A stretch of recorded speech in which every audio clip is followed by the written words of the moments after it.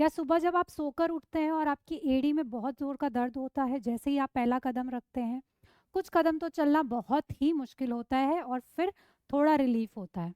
ऐसे ही आप जब लंबे समय के लिए बैठे हैं और फिर उठते हैं तब भी एड़ी में बहुत तेज़ दर्द शुरू होता है। ये होता है प्लांटर फेशियाइटिस में। हेलो दोस्तों, मैं हूं doctor Bhavna, physical medicine and rehabilitation specialist. आज हम बात करेंगे इस एड़ी के दर्द के कारण का जिसको प्लांटर फेशियाइटिस बोलते हैं। क्या होता है प्लांटर फेशिया? प्लांटर फेशिया हमारी एड़ी के हिस्से में एक कनेक्टिव टिश्यू, एक फेशिया होता है जिसको आप किसी शीट जैसा मान सकते हैं, जो कि हमारी एड़ी की अ, हड्डी से जुड़ के और हमारी उंगलियों की हड्डी तक ये होता है। प्लांटर क्यों? जैसे हमारे पाम्स होते हैं तो ये पामर होता है, वैसे ही हमारे पैरों के तलावे को प्लांटर सरफेस बोलते हैं। तो प्लांटर में होता है और ये फेशिया होता है, इसलिए इसको प्लांटर फेशिया। जब यहाँ जहाँ पे ये जुड़ा हुआ है वहां पे इन्फ्लामेशन, वहां पे बार बार चोट लगने के कारण, चोट मतलब एक्चुअल में चोट नहीं, बट किसी भी कारण बार बार वहां पे कोई रिपीटेटिव इंजरी है, बार बार वहां पे अंदर छोटी छोटी चोटें लग रही है, उस कारण यहाँ पे इन्फ्लामेशन होता है। तो यहाँ पे इंजरी होने के कारण यहाँ पे इन्फ्लामेशन होता है और इसलिए यहाँ पे दर्द शुरू होता है। इसको आप ऐसे देखेंगे पूरा प्लांटर सरफेस, तो ये है प्लांटर सरफेस जो कि हमारी एड़ी की हड्डी से लेकर हमारी उंगलियों तक यहाँ से शुरू होता है और हमारी उंगलियों पे ये ऐसे अटैच्ड है। तो इस पूरे में कहीं पे भी दर्द हो सकता है, पर सबसे कॉमनली जो होता है हमारी एड़ी के नीचे हमें दर्द महसूस होता है। किन लोगों को होता है ये?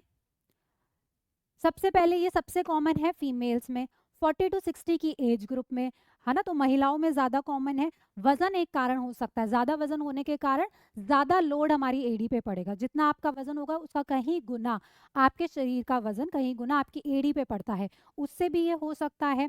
फिर कुछ पेशेंट्स में, कुछ मरीज़ों में पैरों की कुछ अबनॉर्मैलिटी, जैसे कि फ्लैट फुट है या पैर का कोई और टेढ़ापन है या पहले कोई सर्जरी हुई है उस कारण पैर का मूवमेंट पूरा नहीं है, तो उस केसेस में ये हो सकता है। उसके बाद आपका फुटवेयर कैसा है?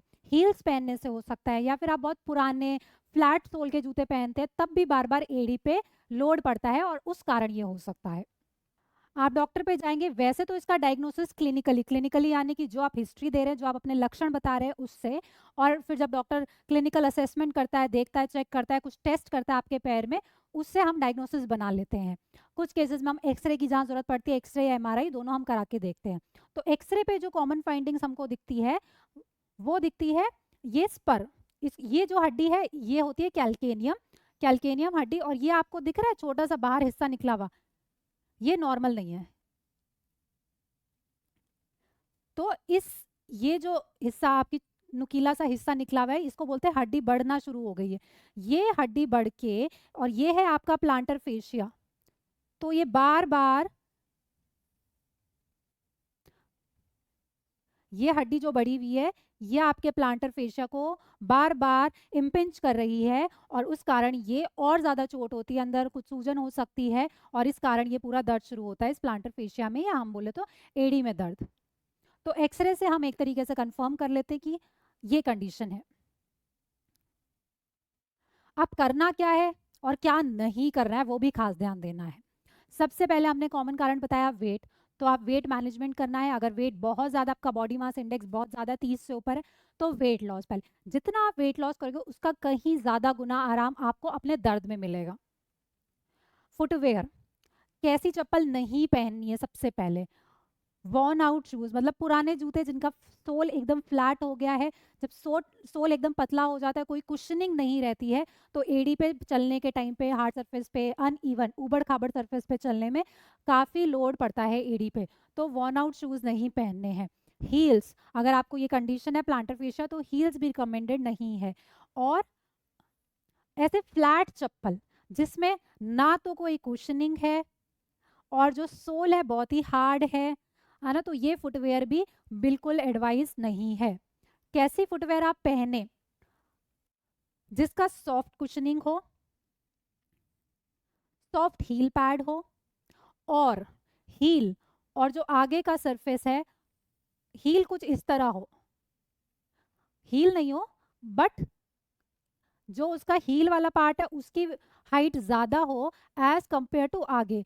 इससे क्या होगा, जब पैर रखते हैं तो सारा लोड एड़ी पे ना पड़ के आगे के हिस्से पे आएगा, तो वेट डिस्ट्रीब्यूशन होगा और आपके हील में रिलीफ रहेगा क्योंकि सारा वेट यहाँ नहीं पड़ रहा है। तो आप कोशिश करें जब भी चप्पल ले, सॉफ्ट कुशन हो, मोटा कुशन हो और उसकी हील इस शेप में हो, उसका सोल जो है वो इस शेप में हो, वेज, इसको वेज बोले। तो आप ये फुटवेयर मॉडिफिकेशन करेंगे। फिर कुछ पेशेंट्स ये सिलिकॉन कप या इसको हील पैड बोलते हैं, ये यूज़ करके देख सकते हैं, इससे कुछ को रिलीफ रहता है। बट बेस्ट है आप फुटवेयर मॉडिफिकेशन करें, अपना फुटवेयर चेंज करें। और सबसे इम्पॉर्टेंट, घर पे रूटीन वर्क में आप चप्पल पहन के रखें। जो सॉफ्ट फुटवेयर मैंने बताया वही आपको बाहर पहनना है और वैसा ही फुटवेयर एक घर के लिए भी रखना है। नंगे पाँव बिना चप्पल के नहीं चलना है हार्ड सरफेस पे, इससे आपको काफ़ी रिलीफ मिलेगा। फिर हम फिजिकल थेरेपी में एडवाइस करते हैं कंट्रास्ट बाथ। कंट्रास्ट बाथ में क्या होता है, 2 बाल्टी लेते हैं, एक बाल्टी में गर्म पानी, एक में ठंडा। गर्म जितना सहन हो और ठंडा बहुत ठंडा बर्फ वाला नहीं, नॉर्मल टैप वाटर। तो आप कोल्ड और हॉट 2 बकेट लेंगे। शुरुआत आप करेंगे गर्म पानी में, सबसे पहले पैर 3 मिनट के लिए गर्म पानी में, फिर 1 मिनट ठंडे में, फिर 3 मिनट गर्म में, 1 मिनट ठंडे में, 3-1-3-1। ऐसा आपको 15 से 20 मिनट के लिए करना है, फॉर 15 to 20 मिनट्स। इसको हम बोलते हैं कंट्रास्ट बाथ। शुरुआत आप करेंगे हॉट वाटर गर्म पानी से और जो आखिरी में पैर निकालेंगे वो आप निकालेंगे ठंडे से। कंट्रास्ट बाथ आपने करना है। जब सुबह उठते हैं सोकर और सबसे ज़्यादा दर्द तभी होता है, तब आप कोशिश करें चलने से पहले जब आप उठे हैं बेड में ही मसाज करें प्लांटर फेशिया की। ये वीडियोस आप आराम से यूट्यूब पर ढूंढ सकते हैं, है ना। तो डीप फ्रिक्शन मसाज होती है, प्लांटर फेशिया को रिलीज करना है, फिर स्ट्रेचिंग करनी है, प्लांटर फेशियाइटिस की प्लांटर फेशिया की स्ट्रेचिंग करेंगे आप। फिर दिन में हैम्स की स्ट्रेचिंग, टेंडो एक्लीज की स्ट्रेचिंग, प्लांटर फेशियाइटिस की स्ट्रेचिंग, छोटी छोटी जो मसल्स होती है फुट में जिनको इंट्रेंसिक फुट बोलते हैं उनकी स्ट्रेंथनिंग एक्सरसाइजेस। ये सारी वीडियोस आपको आराम से कोई भी फिजियोथेरेपिस्ट की मिल जाएंगी। तो ये एक्सरसाइज आपने रूटीनली फॉलो करनी है। फिर अगर ये सब करके भी आपके दर्द में कुछ खास इंप्रूवमेंट नहीं है तो कोई बात नहीं, निराश होने की बात नहीं है। और भी मोडालिटीज़ हैं जिससे आप आराम पा सकते हैं, जैसे कि आजकल हम इंजेक्शंस हैं, तो जहाँ पे इन्फ्लामेशन है, जहाँ पे सबसे ज़्यादा अंदर इंजरी है, हम वहाँ पे इंजेक्शंस लगते हैं, अलग अलग के स्टेरॉइड के इंजेक्शंस लगते हैं। प्रोलोथेरेपी करके एक होता है मोडालिटी जिसमें हम डेक्सट्रोज का इंजेक्शन लगाते हैं। Then platelet rich plasma PRP injection, आप ही का ब्लड लेके उसके सेल्स प्लेटलेट्स निकाल के वो यहाँ पे डालते हैं। तो ये सब इंजेक्शन से कुछ से हीलिंग होता है, कुछ से पेन रिलीफ होता है। तो ये सब कंडीशंस के डिफरेंट स्टडीज़ हैं और डिफरेंट डिफरेंट रिजल्ट्स हैं, बट सब बेनिफिशियल है।